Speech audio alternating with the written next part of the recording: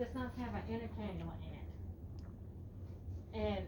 And again, apparently they didn't seem to get any inner cannulas. So I made a trach, and you just understand, I will tell you about it when we get to replacing the inner cannula. So you walk up on the floor, you're given a report, and your patient has a trach. So you know automatically you're probably going to have to do some pre-suction. So what you'd want to do is that you'd want to look at the doctor's orders before you do anything. Then you would make sure that you go down to the room. When you go into the room, you're going to wash your hands. Let's put this real convenient right here. You're going to wash your hands,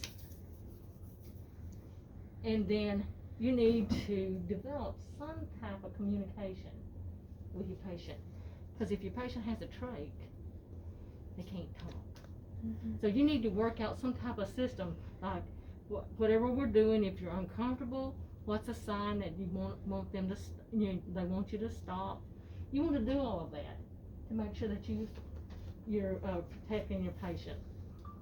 So you let your patient know that you will need to suction them, and you'll be back to do this, but you want to see the supplies that's in the room, because you've just been given this patient's assignment.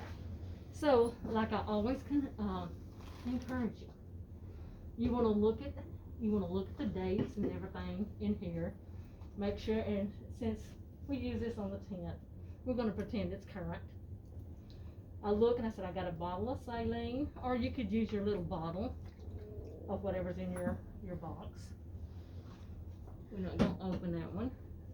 So I said I got my saline. I go back up to the storeroom. I let the patient know I'm going to be back, and I gather my stuff up. So I know I'm going to need to suction the patient's trach. I know I need to do a nasopharyngeal suction. I haven't tried out the nose yet, so I don't know. So we know we're going to be doing that, and then we're going to be doing trach care.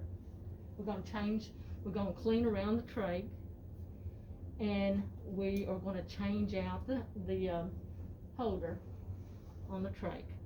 So that's what we plan to do, and you let your patient know what you're going to do. And you come back to the room, again, you wash your hands. You make sure you put the rails down. I can't raise the bed up. But we'd raise this up. Now, this is a comfortable height for me. Now, Laura would probably need to have it higher. Audrey would probably need to have it higher. But you raise it up to where you can kind of work it without leaning over and straining your back. So then, I put my stuff right here, and I make sure I use 2 alcohol pads. Then I go over here and clean the table.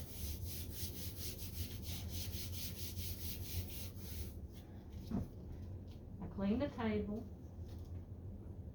Then I put my stuff up here. Can you go through each item? What's that? Each item that we would need to grab when we went to the storeroom? You need to, when you open up your saline, you need to grab the label.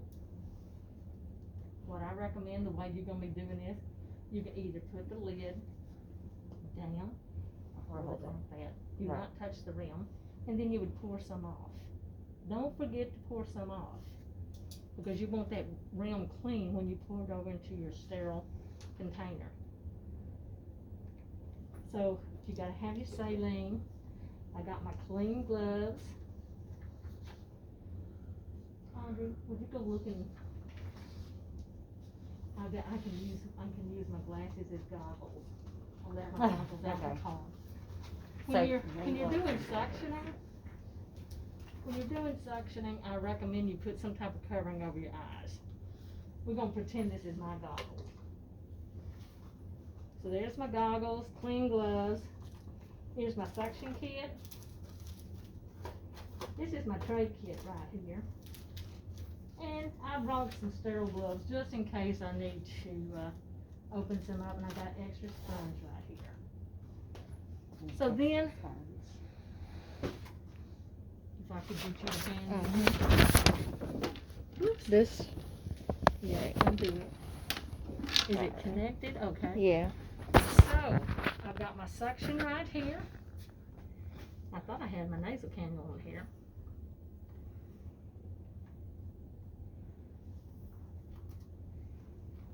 This on the plastic don't work too hot. You want to make sure that it lays flat so it don't hurt their nose. Right there. What was your hand saying? Oh, something fell over there. Something fell over there, but we can overlook that. Okay.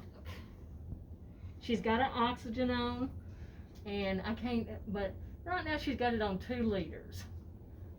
Now, before I do this, I sort of want to kind of bump this up to around 5 or 6, just while I'm doing this procedure. Because what happens when I suction? She's losing oxygen. I remove all of her oxygen, so I want to make good and sure she's got some hefty flow going right now, because I'm going to suction most of the oxygen out. So I'll put it on 6 liters just so I can get ready for it. How high does that go?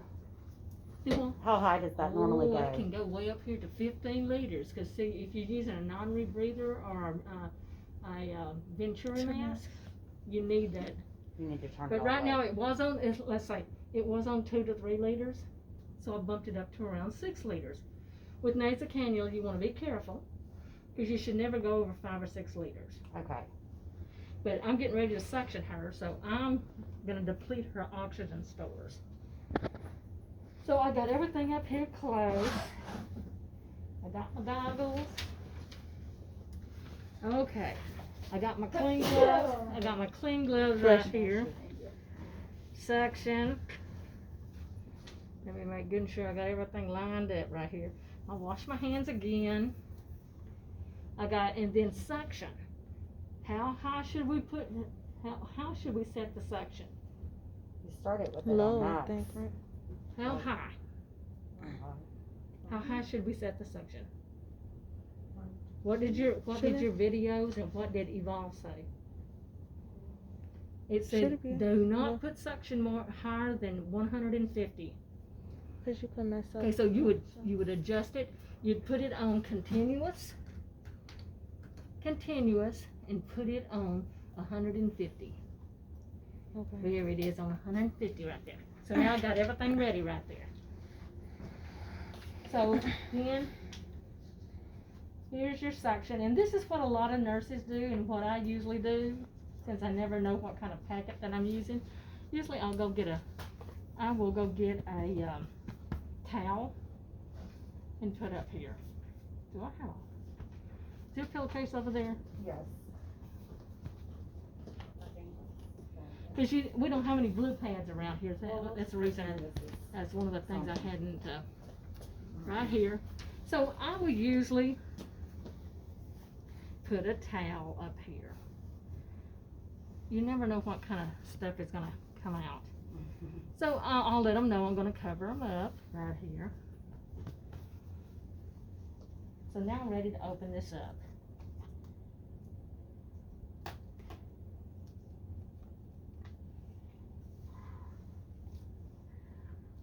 Okay. Okay, and I'm going to shake this out a little bit. Okay.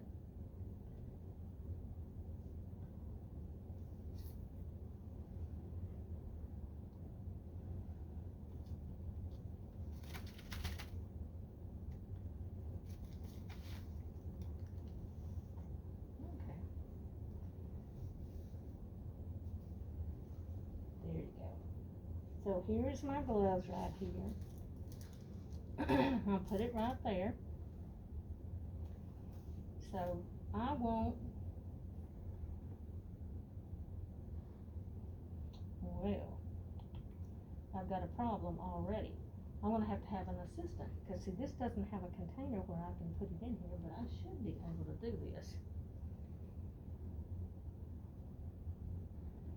I'm going to pour some off. And I'm going to use this. I'm going to use this as my sterile. Put the lid back on it. This kit's not like your video shows it. Okay. Do you need to notate anything on that again, since you used it and opened it again? It would already have a label on it, and you would chunk it away if it's more than 24 hours old. Okay. So we're pretending this is not more than 24 hours old. So I'm going to put my goggles on, y'all.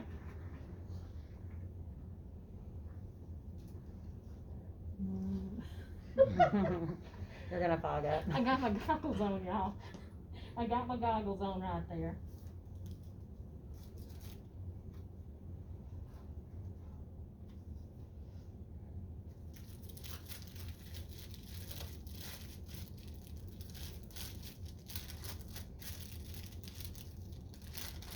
And I'm going to put my sterile gloves on. You see I'm being careful right over here.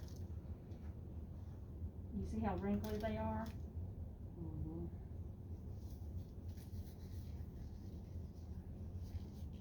I've got the suction and everything going.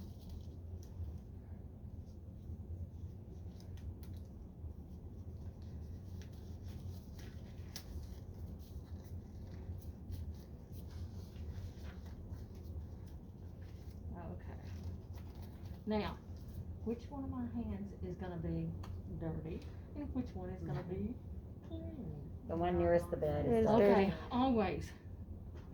Your not so clean hand or the dirty hand is going to be closest to the body. They say it should be the dominant hand. It depends on where you're standing on the bed and where you're reaching for everything.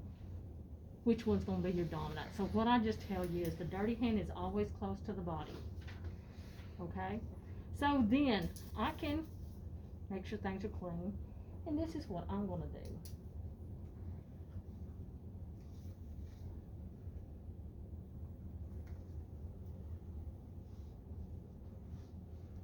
I'm going to keep my hand super clean, and I'm going to hook it to suction like that.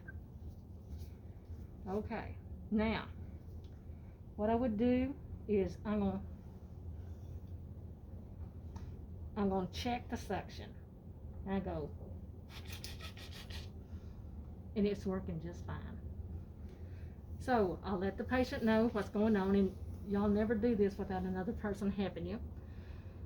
So I am getting ready to do this because she's got oxygen on and all that stuff. I would, usually if you have a trach, you unhook the oxygen that's to the trach. We don't have that with her. We have her nasal cannula because I'll use it later on. But I would unhook it with my clean, with my dirty hand.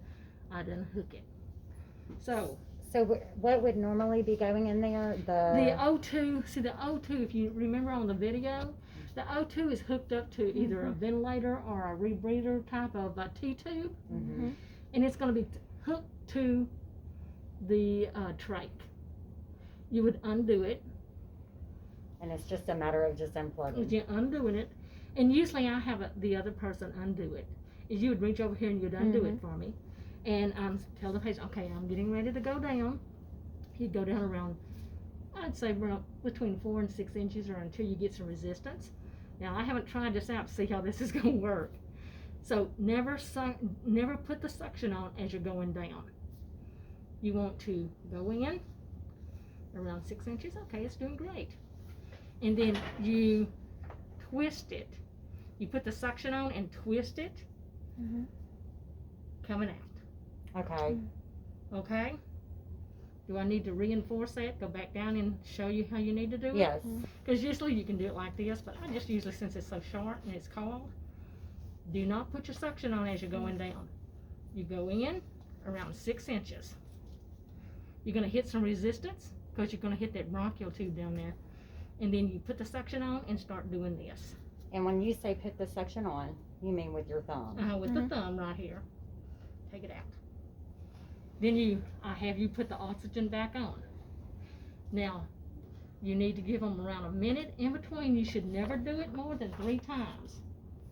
But you got to replenish their oxygen supply. So that's what you would do right there. So you do that once, You and can then, do, so you would do it once, wait up, hyperventilate them again. Then you can do it a second time if they need it. Then hyperventilate. and how do you hyperventilate? You put the oxygen back on them.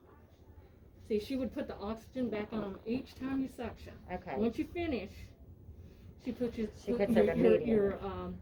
your partner puts the oxygen back on them. Okay. And you put a minute in between each suction. You should never do it more than 3 times in one episode. Okay. Okay? Because you're gonna really deplete their oxygen supply if you do that. So now you have done that, and then you would normally take your clean gloves off, or you would normally take your sterile gloves off and put everything in there. What I'm going to show you is how to do nasopharyngeal suctioning. Okay, so that's our next thing. Mm-hmm.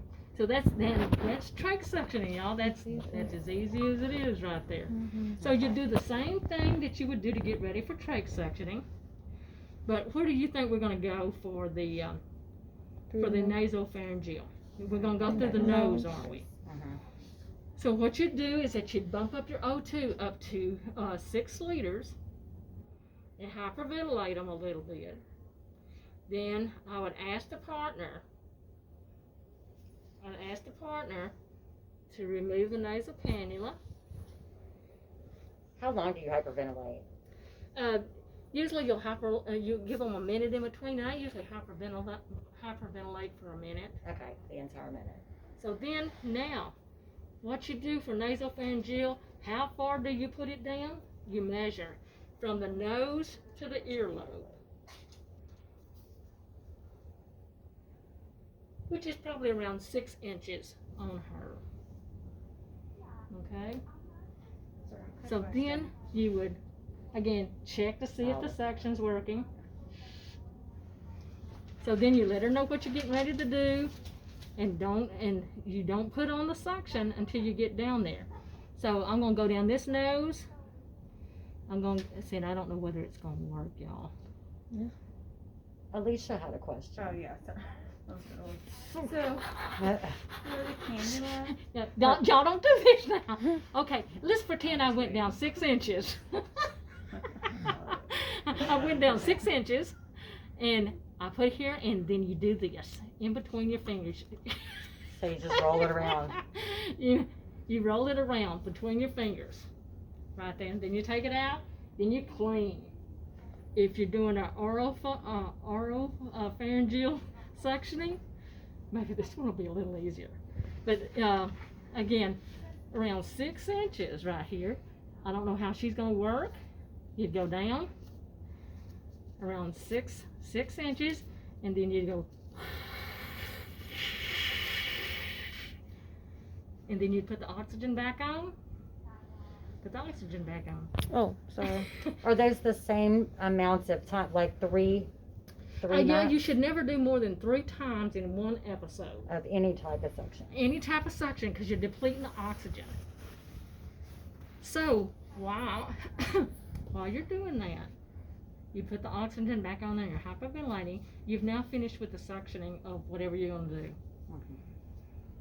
And then you would take this off, put this back over here, put that back over there, up there. Then you want to do this. You do like this. And put this in the trash. Hopefully I'll be able to use this again. Then you clean up your mess, straighten her up.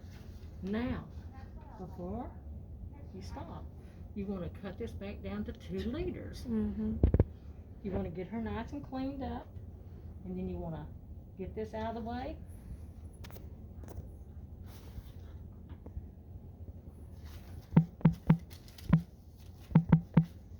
Kind of straighten everything back up again for her.